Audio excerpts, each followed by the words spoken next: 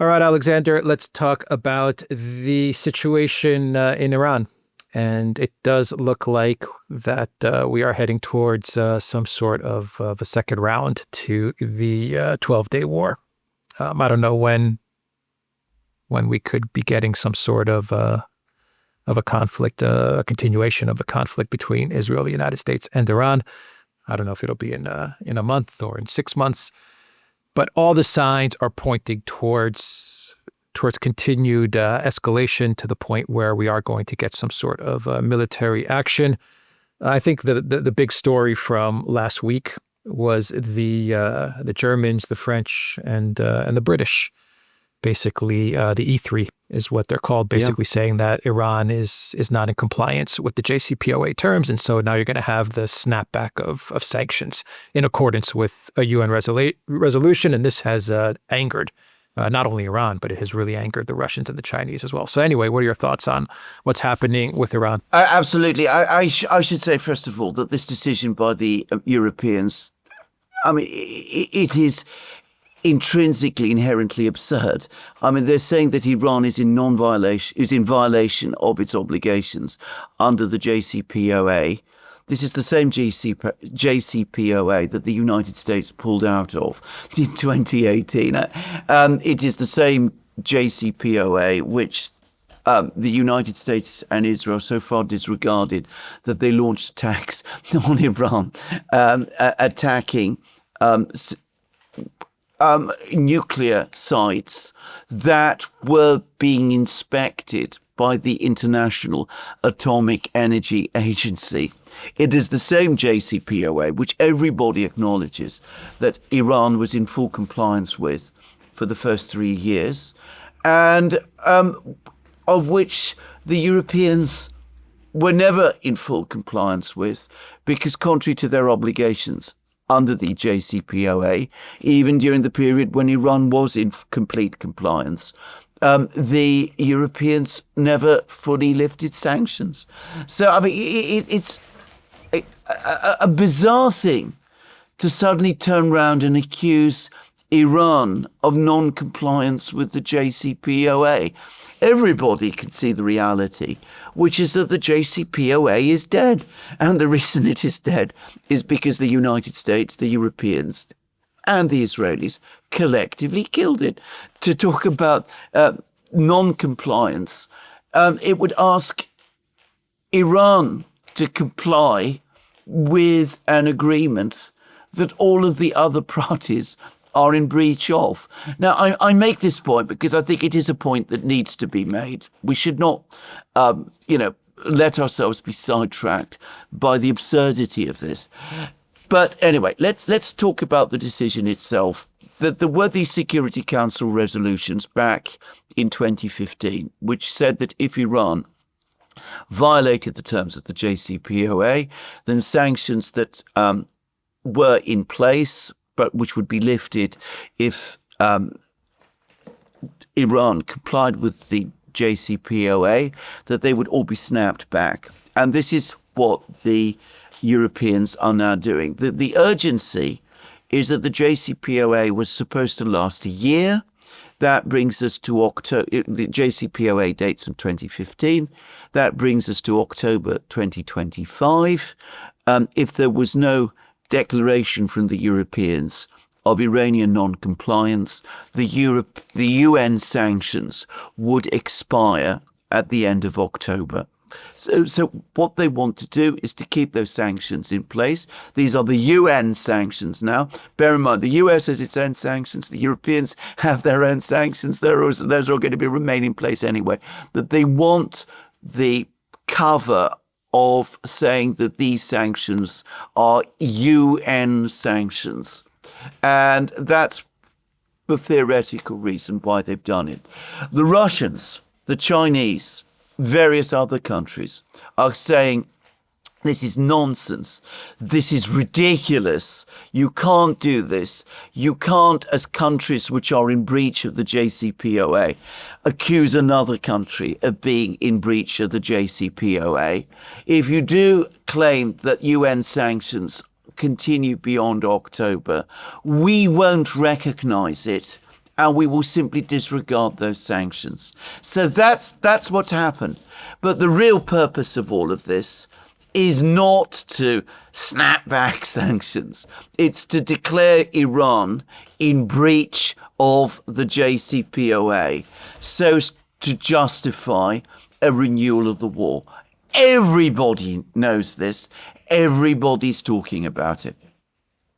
Once again, they're weaponizing the international organizations. Yes. It reminds me of the IAEA, Yeah. right? Yeah. In a way, the IAEA did the same thing. Yes. They came out with that report, 2-3 days before Witkoff was going to meet with Arakshi. They were going to have their seventh meeting to try and find a resolution to the tensions. And the IAEA comes up with this report, and we get the attack. And now we have the E3 coming out and saying that Iran has not fulfilled the requirements of the JCPOA, so we need more sanctions we need the UN sanctions on Iran. And now Trump and Netanyahu, they can come out and sell this to the American people, to the Israeli people. They can come out and say, well, you see, even the Europeans are saying that Iran is not complying with the JCPOA, and people are going to believe it. Yeah. Right? I mean, this is the purpose of this move. Yeah. I mean, people that are following this story understand what's going on, but people that are not following this story are not going to understand what's going on.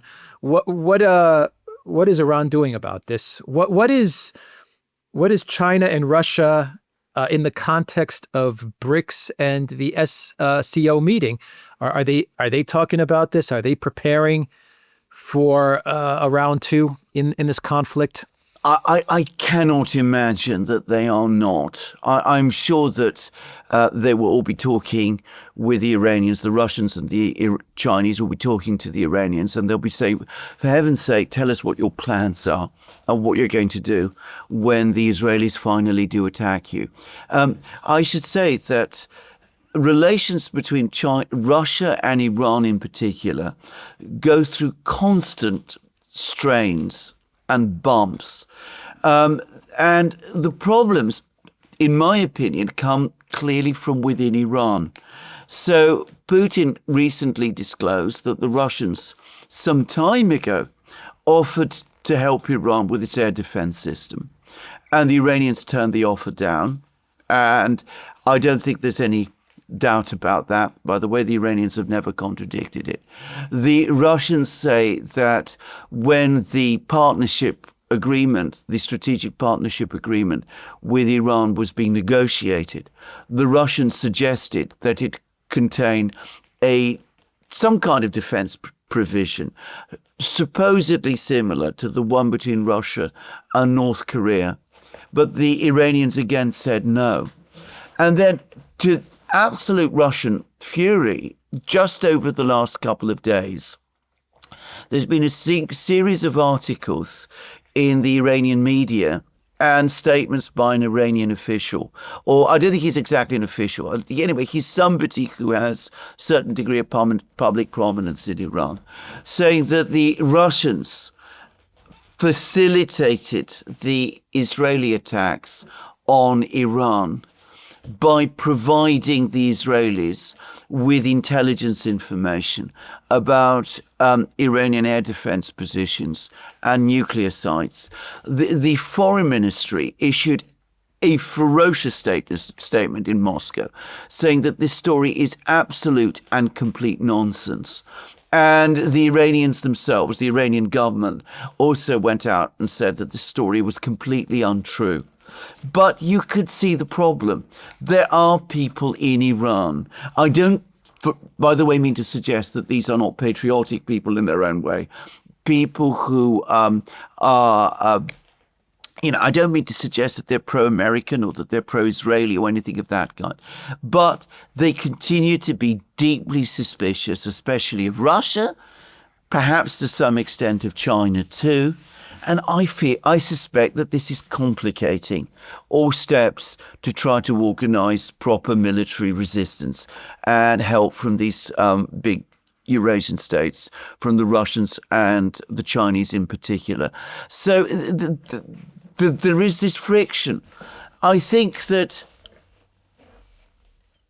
things could be done both by the Russians and the Chinese, that could help Iran quite a lot. They could provide Iran with a lot of intelligence assistance, early warnings, for example, of Israeli aircraft taking off and preparing to attack them. They would also, well, I mean, there's apparently work now, there apparently now is work on trying to finally create a unified air defense system.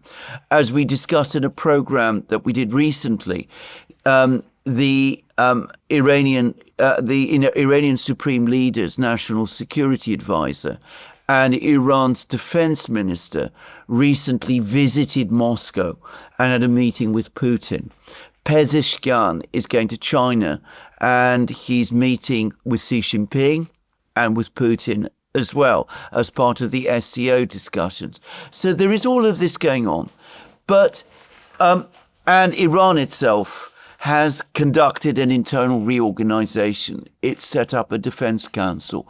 But unless this friction that exists is finally, these issues are finally resolved between Iran and its erstwhile allies, I suspect that Iran will always find that it's more vulnerable to these attacks than it would otherwise be.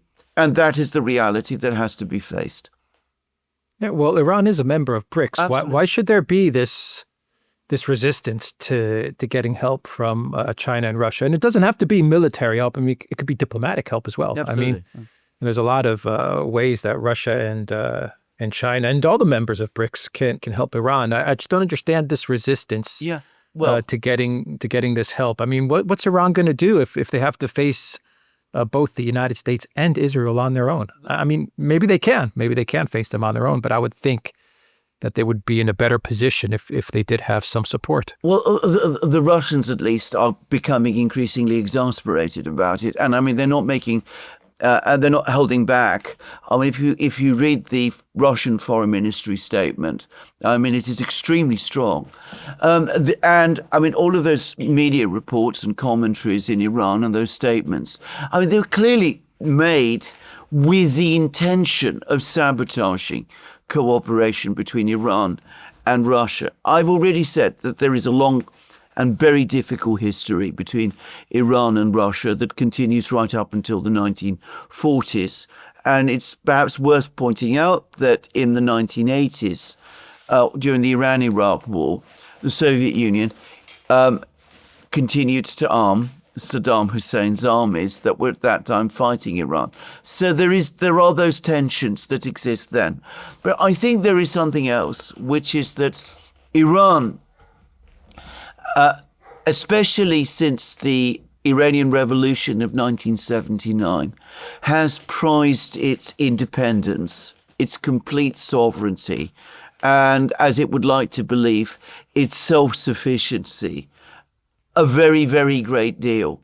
And I think there is a very great resistance within Iran to doing things that might compromise that.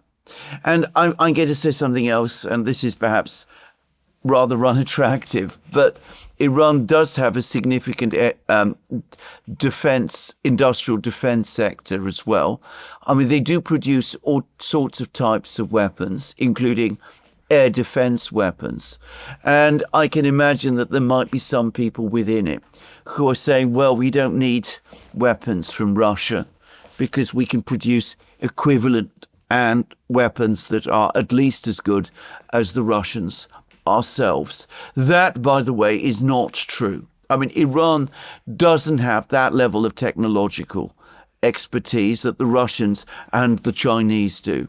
But if you follow Iranian commentaries, you do find all kinds of claims from people within the Iranian defense sector that Iranian equivalents to the S-300s are as good as the S-300s and things of that kind. Yeah. Just a final question. If you had to put a timeline on when you think something's going to happen, how do you see it? I mean, do you see it happening soon? sooner or later? Well, Like 2025, or do you think it's going to get pushed back? I think more likely than not it will be 2025. My sense is that there's also a political clock in Israel. I mean, there is a slow burn political crisis there, and I think that the Netanyahu government will want to take action as quickly as it can. I think that there are certain things that need to happen. Israel needs to rearm to some extent, at least. I mean, their own missile stockpiles and air defense stockpiles, as we know, were critically depleted. So they will need to rearm to some extent.